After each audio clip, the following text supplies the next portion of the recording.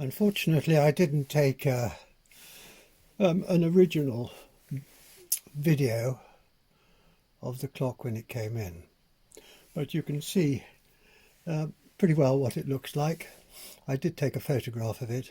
I hope that's going to come out. But these columns here were a really major problem, because if you don't move them, if you haven't got them out, you can't clean the back and you can't tidy up the columns. Now, this clock has come in a way that I've never seen before. Usually you can get at the lower end of the column support under the baseboard, but this time the column supports have been sunk into the base, and they were also sunk into the top panel here, that panel. So there was a hole in that panel, a hole there, and once it's together there is virtually no way you can get these out.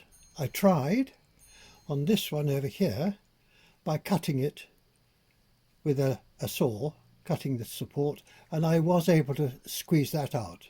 But I couldn't cut these because they were too far in.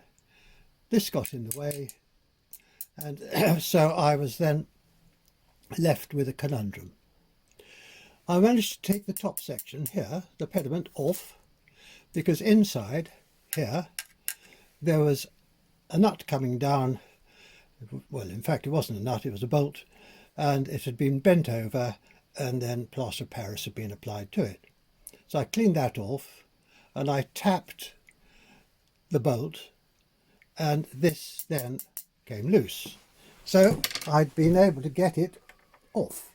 I could get this off, and you can see here that's where the bolt went through, and I tapped it. I've removed it now. I'll have to replace it and stick it in there with more plaster of Paris.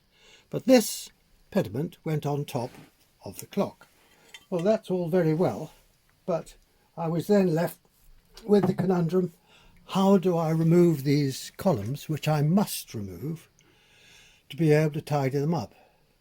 You can see this one here has got a bend in it, and they're in a pretty shocking state. Look at them. Look at their bases. I hope I don't have to make new bases for them, but I've done that before, and that's out of solid brass.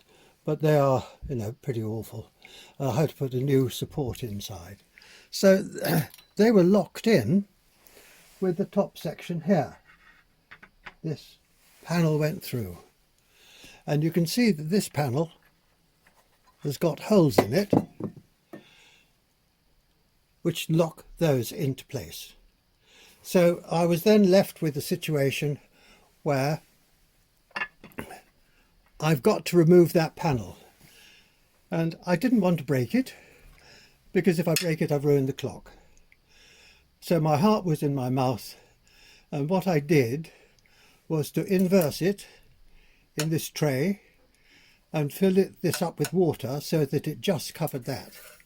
And I left it for 12 hours, and then I took it out and very gently eased this off.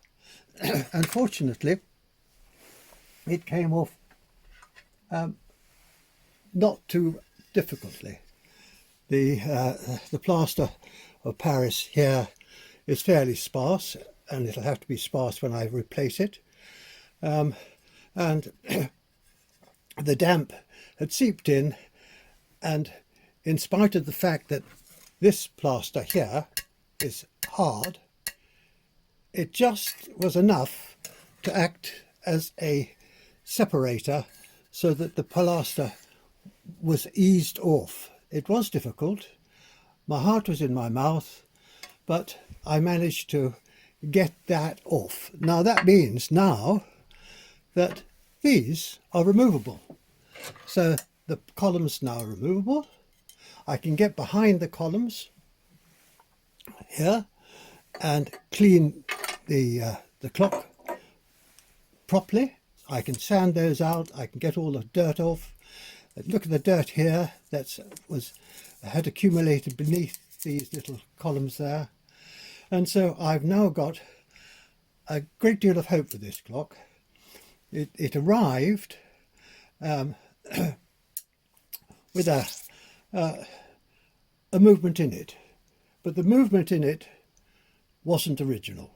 For a start, it was a single train movement, and secondly, since it was a single train, it didn't have the prerequisite of a gong upon which it would strike. And I knew that that was so because when I took this clock to pieces,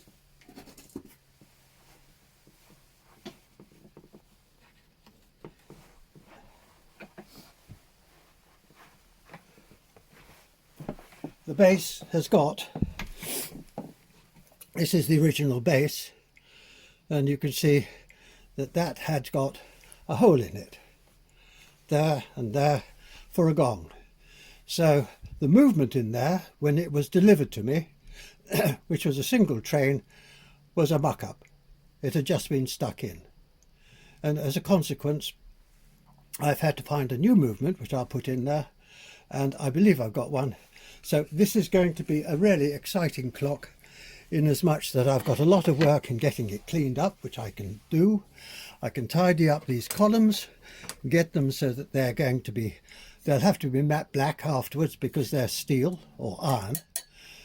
Polish up the heads, clean up the slate, lighten the embellishments with a certain touch of gold, put a new movement in here, which will be a 7-day movement and be a striking movement. And because the clock is in fairly good condition, there's one or two mishaps on it. I've got a corner missing there, which I'll have to make up.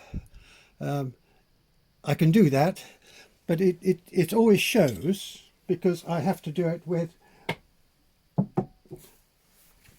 some mulput, and that is always a slightly different colour, but it works out all right, and it looks not too bad. And since this clock is, I would put it well over 100 years, probably 1880, 1890, might be 1900, and if I can save it, resurrect it, get it looking good, then it's going to be worthwhile.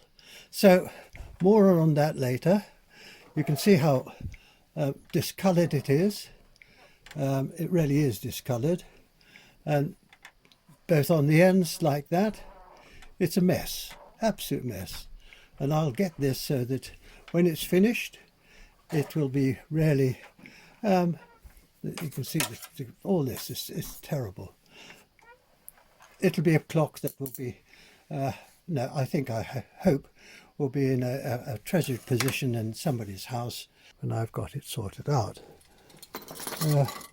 But I've got a lot of work to do on it. First of all, it arrived and it actually purported to have bronze columns, and it hasn't. It's got iron columns, but they've come up, and I'm not disappointed with them. I didn't look very closely and interpret the illustration on the net as to what I was getting. I thought I was going to get a striking clock, which is nearly always the case in clocks of this size, and was the case because the base has got a hole for the gong. And I got this, which is really very disappointing, single train, in dreadful condition, really terrible. And when I got it, well, I mean, I wasn't too disappointed, but it was upsetting. It wasn't what I wanted, and I had to get a replacement, which is now on test behind. As you can see over here, that's the test clock that I've got. A very dirty and badly stained, as you can see, clock. It's really in a dreadful mess, but I know I can do it. It'll take sanding.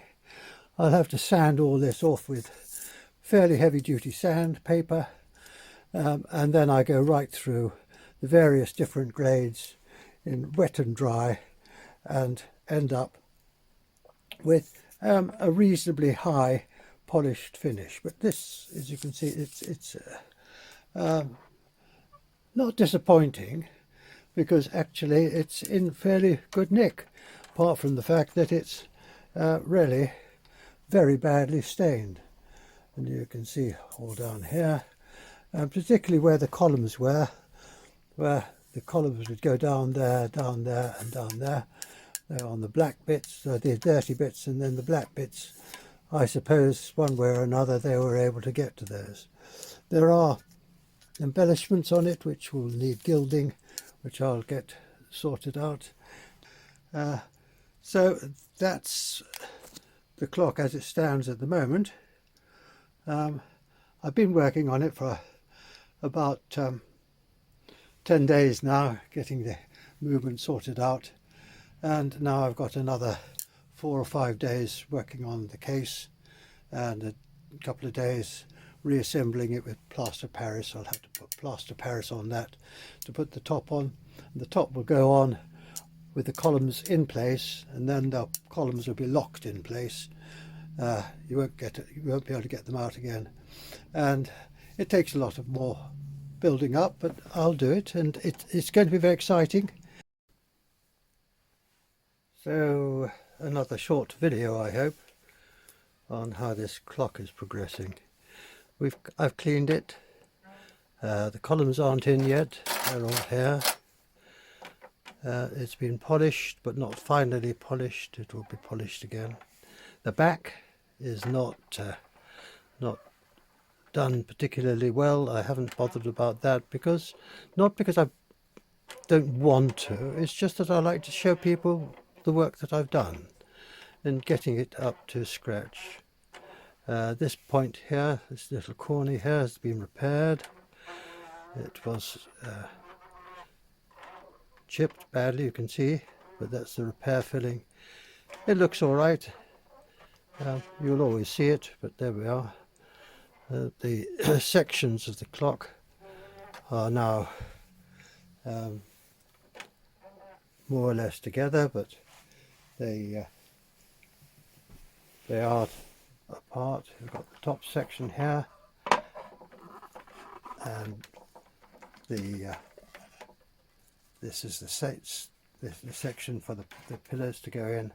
I've yet got to do that, so we've got to key them in and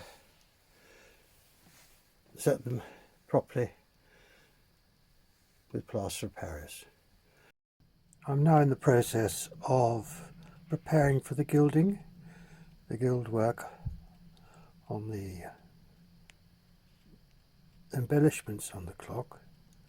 I've more or less finished the clock. I've cleaned out these embellishments on the base skirting. I've yet to do these on the face of the clock, and you can see the ones here on the pediment. They haven't been cleaned out, and they're not definite, not well defined, and I rather feel that with the way that I've done this here, I've prepared the engravings to take the gilding so that it'll key to a clean surface, whereas these are on very old surfaces and tend to be full of wax and grime. So the gold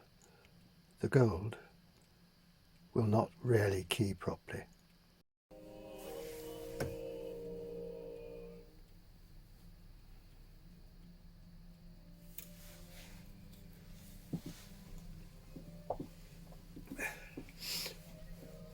Right, I've picked out, as I said, the surplus paint and polish from this area here. I've also done these here and here. Now I want to do this one here, and I've started it, and I'm just going to show you more or less what I've done. I'm using this very primitive Stanley knife with a very sharp edge, a slightly blunted top here, point, which will assist me in getting the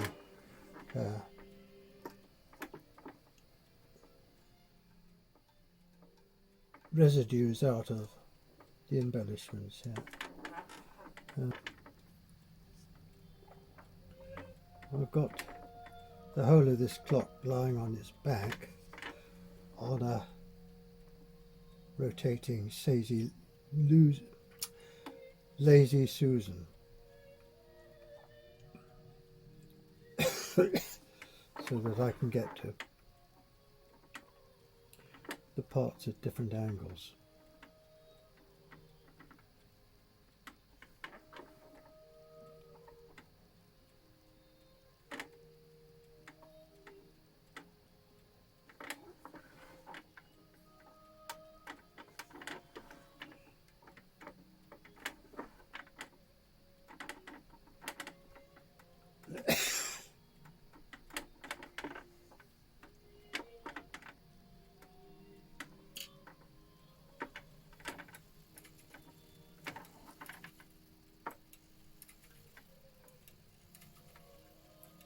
A bit like ploughing a field, you follow the furrow and get the old muck out.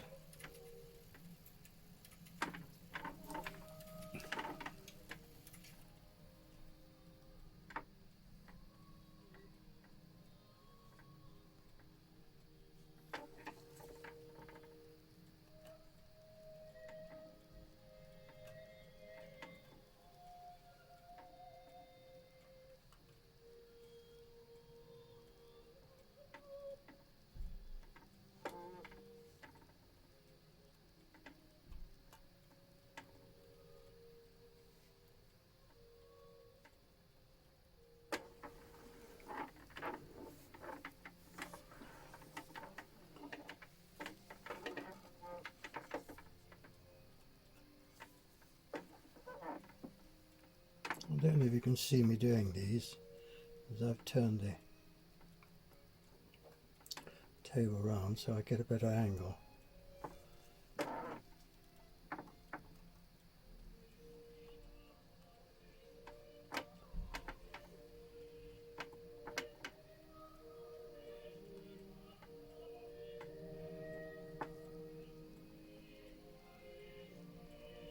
It's a bit annoying sometimes because these lines that I'm doing now, sometimes they're well defined and cut quite well. Other times they're just a touch. There's nothing much to follow.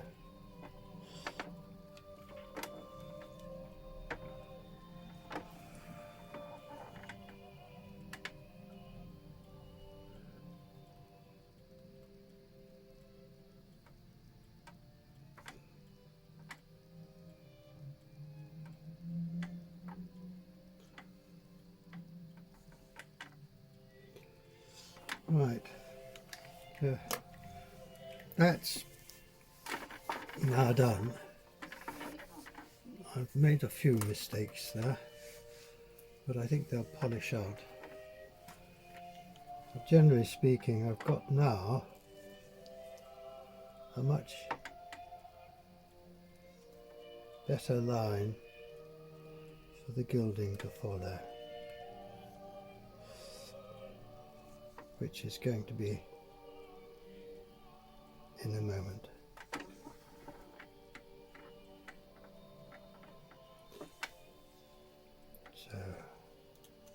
So I've done all of these now. This has now been done, and that was very shallow and it was really rather difficult to do.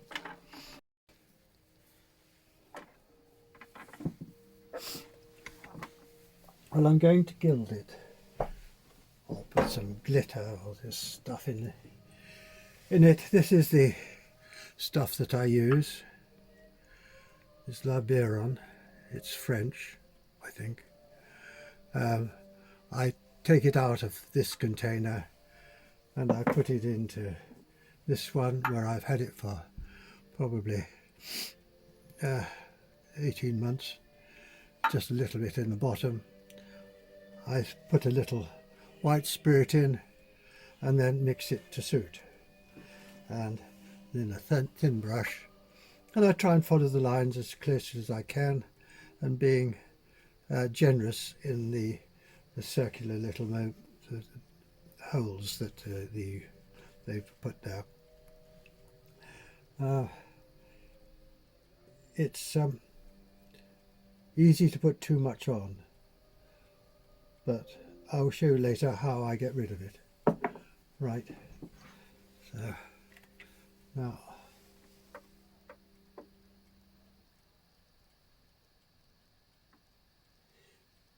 when you're doing this, you can't just restrict it to the line that you're painting or the recess that you're painting. It doesn't work that way. What you've got to do when you apply it to these circular things is to make sure that it gets into it and up onto the edge, because the edge is where the circle is defined.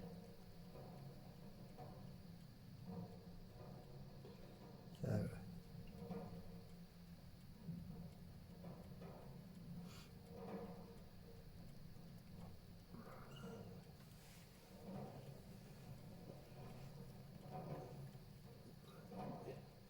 you put a tiny little bit of paint on the brush. It really is very, very little, but it's got to be thick enough to make it a really decent filling which will last in the recess that they've originally cut.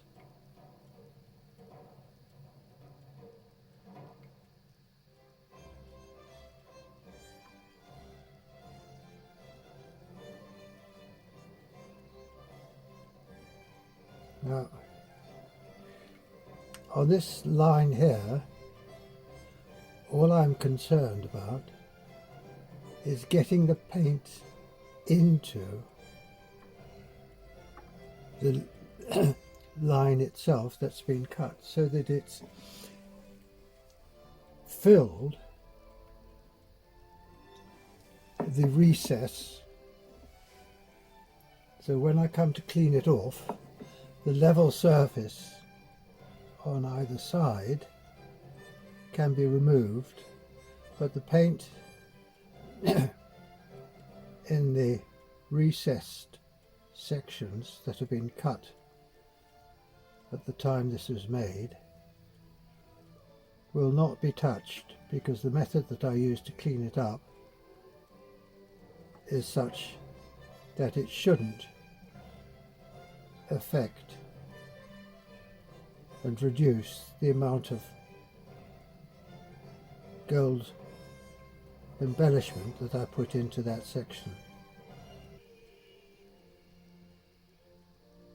A finely cut wooden block with 7000 grit, wet or dry, cutting paper for finishing off cars, and that barely affects the polish that I've already put on, and it just removes the top surface where the overspill has occurred in the painting.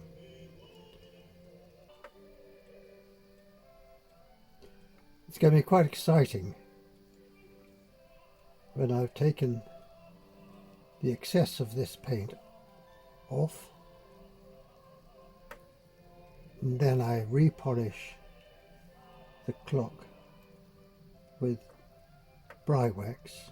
I just use Brywax. It's a synthetic beeswax with a white spirit base, which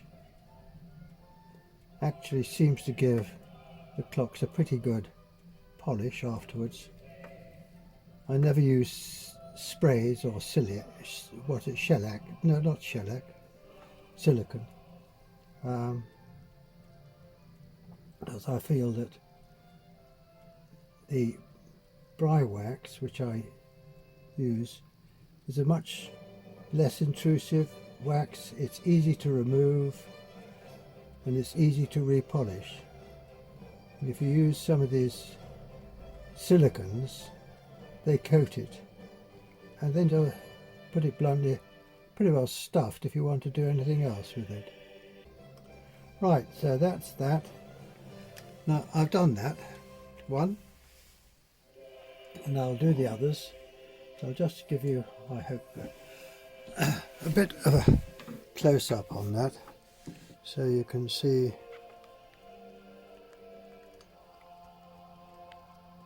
it's pretty splotty, yes? Yep, you can't cut it, you can't put it into the recess in a fine line way. Now, I want to get a bit more on that, I think. Then when I clean that up with 7000 paper, it'll leave it in the recesses, but it won't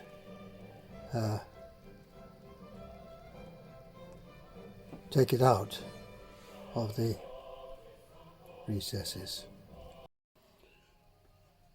Right, now I'm going to tidy up the gilding work that I did previously. I've left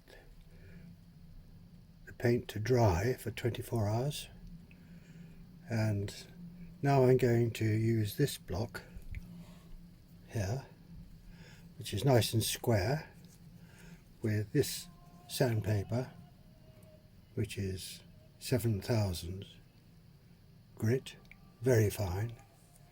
I'm going to wrap it round here and then very gently sand this sections where I've applied the paint. The paint on the upper section will be removed, but below the level of the slate it won't be removed, so it should end up by being really tidy. The system is that I have already stained the clock with mare black on 2 coats and applied 2 coats of Brywax before I cleaned out all the engravings. Having applied that, I then cleaned it all out in the engravings as shown previously, and that means that the paint should be on the pure slate in the engraving, but it's on the polished surface, which should be removed fairly easily with this sandpaper without actually engaging with the slate itself. So it skates over the top.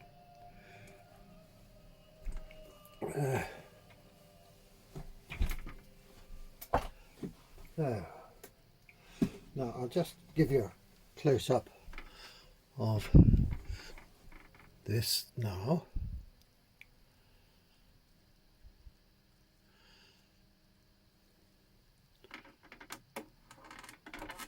And I'll work on these sections, and you can see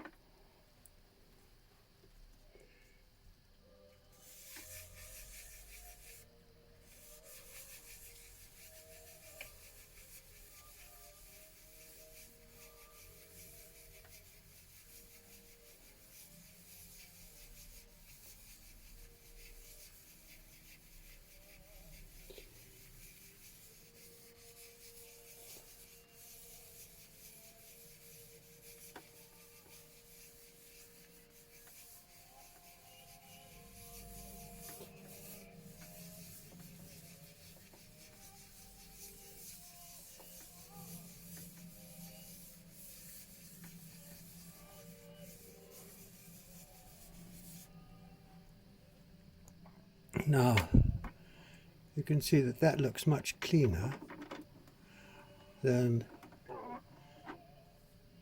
this.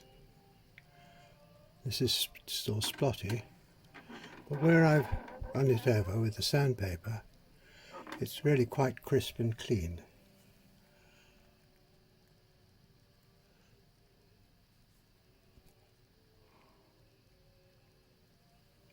So I'll continue, and the sandpaper hardly gets any soil on it. It's just or any residue. It's very fine sandpaper, so you're doing it in a way which is really coaxing the excess off.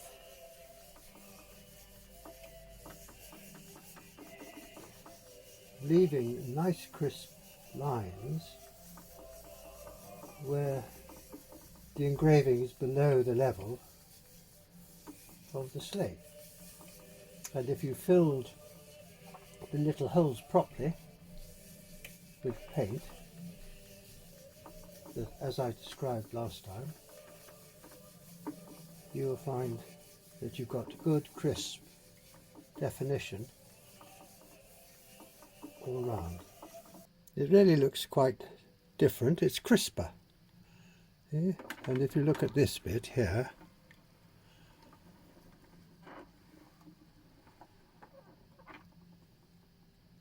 which hasn't yet been done, it's a right raw mess. Yes? Now I'll do that, and you'll see the difference.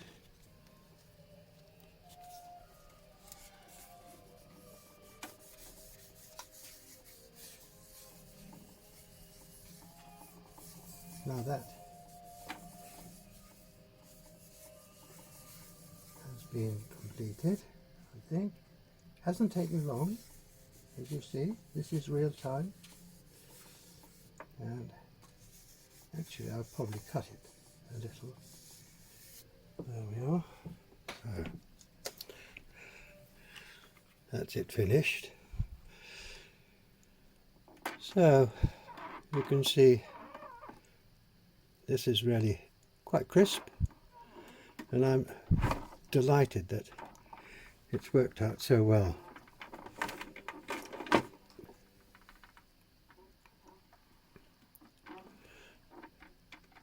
It used to be much harder. It never used to come out quite so well. So repeat the process. First, clean the clock, sand it all down, get it right. Then apply your mare black, 2 coats. Then apply 2 coats of bry wax, polish it up, get it up nice and clean, not perfect, but get it nice and clean. Then clean out all the engravings with a sharp point and a knife, so that you get it back to perhaps the original gilding, or perhaps even down to the original slate. Then gild it with the gilding material that I showed you before. Don't worry too much about getting it over the engraving onto the polished surface that you've done, but get it well into the engravings. Then let it dry for 24 hours. Then use 7000 grit, this stuff. It's very, very fine, on a nice square block, and you can then remove all the excess which has been deposited on the polished surface, but because you've applied it to the raw material underneath and it's lower than the polished surface, you will end up with something that looks pretty crisp and really, I think, first class for what you're getting. And it doesn't take too long, it isn't too expensive, and it will last, and it makes the clock look fantastic. More later. Okay, bye. Happy day. I have now finished this clock, all but a few minor details. The embellishments have come up quite well. You can see they're nice and bright and not over the top. I've cleaned up the columns, but I've not polished them. I did black them, then I cleaned off most of the black to leave the iron on them. There was a repair that I made just down here, which you can hardly see. It's done, and it worked quite well. It looks in harmony now. You turn it round, and there's another repair up on this corner here, which is visible because it's a different material, but if you look at it, it looks pretty good. The line continues. The stains most of them have come off. I've got rid of them. I put a new movement in. The movement I got was a single train here, which was really quite poor. It wasn't original. Unfortunately, I bought this about 2.5–3 years ago, and I wasn't quite aware when I bought it that it was a single train, but anybody can see it's a single train. It didn't have any hands, and I took it out, found the base plate. The wooden plate inside has got room for a gong, so that was my project. I put a new movement in, complete. It works quite well. It's